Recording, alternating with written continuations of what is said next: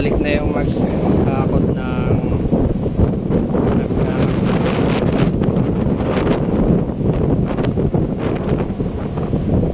traverse. Dadalhin niya doon sa side. Yung excavator andun na, ayun na, nakapark na doon. Yung kabilang barko naman, nagbubuhat sila ng mga hatch cover. Ayan, dito pa rin kami sa dry dock.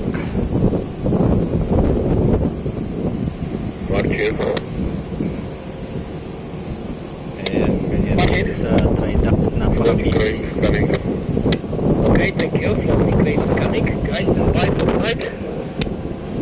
Up, standby. Ayan, punta na.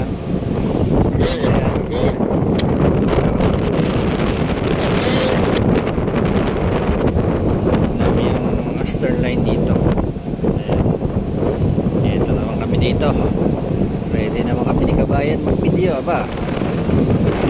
Kabayan, anong masasabi mo?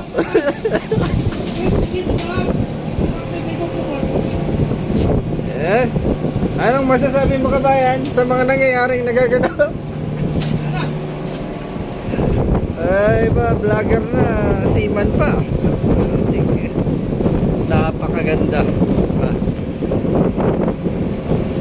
Can lift up heavy equipment.